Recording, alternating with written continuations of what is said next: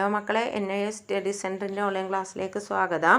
നമ്മളൊന്ന് എടുക്കാൻ പോകുന്നത് പൊളിറ്റിക്കൽ സയൻസ് ചാപ്റ്റർ 28 ആണ്. India and its neighbours, China, Pakistan, Sri Lanka.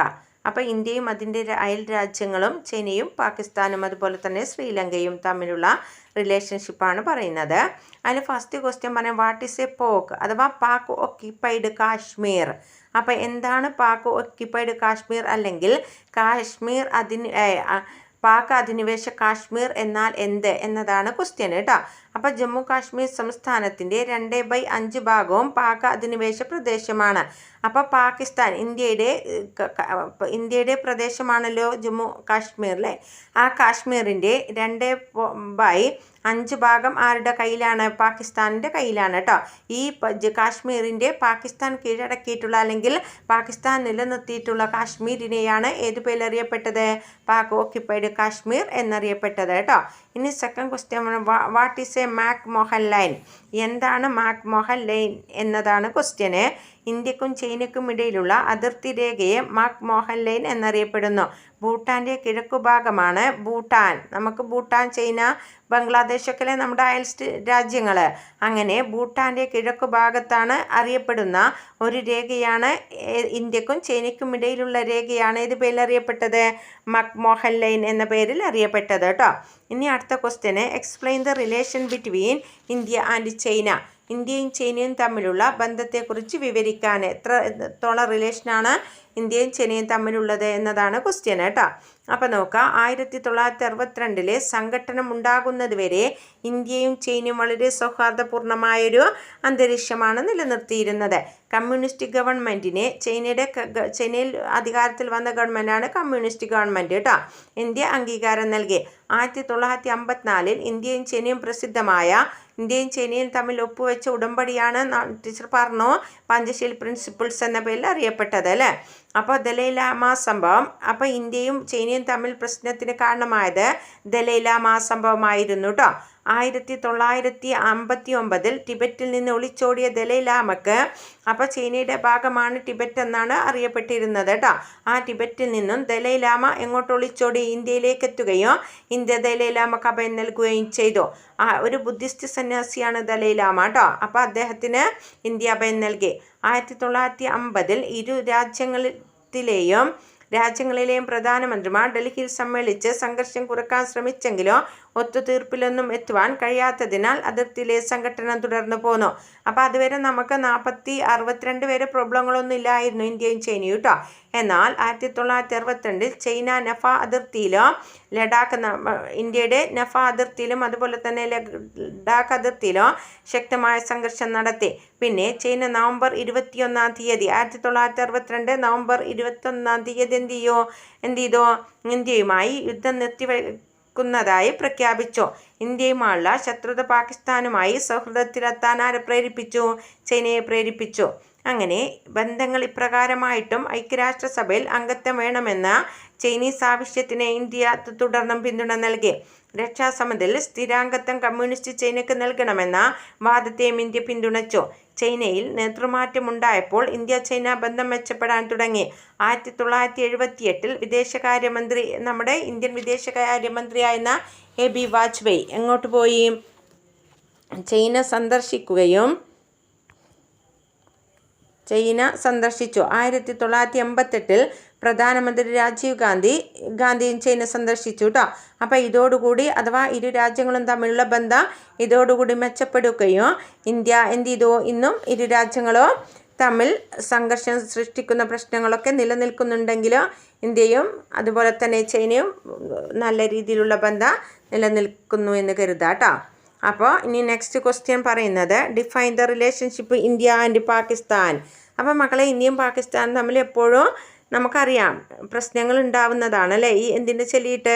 കാശ്മീരിനെ ചൊല്ലിയിട്ട്. അപ്പോൾ നമ്മുടെ ഇന്ത്യയുടെ ഭാഗം അല്ലെങ്കിൽ കാശ്മീരിൻ്റെ ഭാഗമായ പാക് അധിനിവേശ കാശ്മീർ ആരുടെ കയ്യിലാണ്? പാകിസ്ഥാനിൻ്റെ കയ്യിലാണെന്നൊക്കെ നമ്മൾ ആദ്യം പറഞ്ഞു അല്ലേ. അതാണ് പാക് ഓക്യുപ്പൈഡ് കാശ്മീർ അല്ലെങ്കിൽ പോക്ക് എന്നറിയപ്പെട്ടത്. അപ്പോൾ വിഭജനം തൊട്ടേ ഇന്ത്യ പാകിസ്ഥാൻ ബന്ധം സൗഹാർദ്ദപൂർണ്ണമായിരുന്നില്ല. പാകിസ്ഥാന് സിയാറ അറോറയുമായുള്ള സൈനിക സഖ്യവും പാക് ചൈന ബന്ധവും കാശ്മീർ പ്രശ്നവും ഇരു രാജ്യങ്ങളുമായ ബന്ധം വിദ്വേഷപൂർണ്ണമാക്കി തീർത്തു. 1965-ലെയും 1971-ലെയും ഇന്ത്യ പാക് സംഘട്ടനത്തിൽ പാകിസ്ഥാൻ അമേരിക്കൻ ആയുധങ്ങൾ ഉപയോഗിച്ചിരുന്നു. അപ്പോൾ ഇന്ത്യയും ചൈനയും പാകിസ്ഥാനും തമ്മിൽ നടന്ന യുദ്ധങ്ങളാണ് ഏതൊക്കെ? 1965, 1971 കേട്ടോ. ഇന്ത്യ ചൈന ബന്ധം വഷളായപ്പോൾ പാകിസ്ഥാൻ ചൈനയുമായി ഒരു കരാറിലേർപ്പെട്ടു. പാക് അധീന കാശ്മീരിൻ്റെ ഒരു വലിയ ഭാഗം പാകിസ്ഥാൻ ചൈനയ്ക്ക് അടിയറ വെച്ചു. പകരം വമ്പിച്ച സാമ്പത്തിക സഹായവും സാങ്കേതിക പിന്തുണയും ആയുധങ്ങളും ചൈന പാകിസ്ഥാന് കൊടുത്തു. 1965, 1971 വർഷങ്ങളിലെ ഇന്ത്യ പാക് സംഘർഷം ഇന്ത്യക്കെതിരെ ചൈന പാകിസ്ഥാനെ പിന്തുണച്ചു കേട്ടോ. അപ്പോൾ ഇത്രയൊക്കെയാണ് ഇന്ത്യയും ചൈനയും തമ്മിലുള്ള ബന്ധങ്ങൾ. അപ്പോൾ ഇനി നെക്സ്റ്റ്, അപ്പോൾ എങ്കിലും ഇന്നും ഇന്ത്യയും പാകിസ്ഥാനും തമ്മിലുള്ള ബന്ധത്തിൽ ചെറിയ വിള്ളലൊക്കെ വീണിട്ടുണ്ട് കേട്ടോ. അപ്പോൾ ഇനി ലാസ്റ്റ് ക്വസ്റ്റ്യൻ പറഞ്ഞ explain the relationship between India and Sri Lanka. ഇന്ത്യയും ശ്രീലങ്കയും തമ്മിലുള്ള എങ്ങനെയാണ് റിലേഷൻ നോക്കാം നമുക്ക്. ശ്രീലങ്ക റിപ്പബ്ലിക് നിലവിൽ വന്ന കാലത്തു തന്നെ ഇന്ത്യ ശ്രീലങ്ക ബന്ധം ആരംഭിച്ചിട്ടുണ്ട്. ശ്രീലങ്കയുടെ ജനതയെ 2 വിഭാഗങ്ങളായ, അപ്പോൾ ശ്രീലങ്കൻ ജനവിഭാഗങ്ങളിൽ 2 വിഭാഗങ്ങളാണ് ഉള്ളത് കേട്ടോ. അപ്പോൾ 2 വിഭാഗങ്ങൾ ആരൊക്കെയാണ്? ഒന്ന് സിംഹളരും, 2 തമിഴരും. ഈ തമിഴര് വിഭാഗങ്ങളായ സിംഹളരും തമിഴരും ഇന്ത്യൻ വംശജരാണ് കേട്ടോ.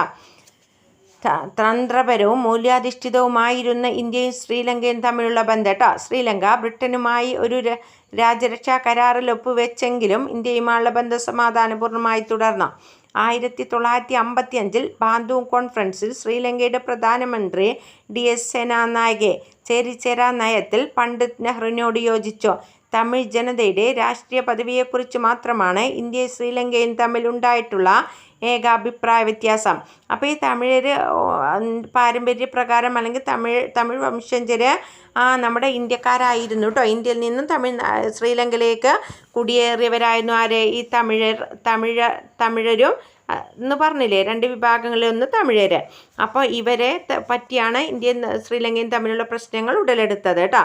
അപ്പോൾ തമിഴ് ഭൂരിപക്ഷ പ്രദേശങ്ങളെല്ലാം കോളനികളാക്കി മാറ്റുന്നതിന് സിംഹളർക്ക് സർക്കാരിൽ നിന്ന് ലഭിച്ച പിന്തുണയും വിദ്യാഭ്യാസ സമ്പ്രദായത്തിൻ്റെ ഏകീകരണവും 2 സമുദായങ്ങളും തമ്മിലുള്ള അവിശ്വാസം വർദ്ധിച്ചു. 1978 തീവ്രവാദി സംഘടനയായ ലിബറേഷൻ ഓഫ് ടൈഗേഴ്സ്, അപ്പോൾ ഈ liberation of tigers of Tamil Eelam LTTE സ്ഥാപിക്കപ്പെട്ടു. ആർക്കെതിരെ? ശ്രീലങ്കയിലെ സിംഹളർക്കെതിരെ ഇന്ത്യൻ വംശജരായ തമിഴർ കൊണ്ടുവന്ന ഒരു സംഘടനയായിരുന്നു ഇത് പേരിൽ LTTE എന്നറിയപ്പെട്ടത് കേട്ടോ. ഒരു സ്വതന്ത്ര തമിഴ് ദേശത്തിനു വേണ്ടി ആയുധമേന്തി പോരാടാൻ LTTE തീരുമാനിച്ചു. ശ്രീലങ്കയിലെ സംഭവവികാസങ്ങൾ ഇന്ത്യയെ ബാധിച്ചു. 1988 പ്രധാനമന്ത്രി രാജീവ് ഗാന്ധിയും ശ്രീലങ്കൻ പ്രധാനമന്ത്രി ജയവർദ്ധനയും ഒരു കരാറിൽ ഒപ്പുവെച്ചു.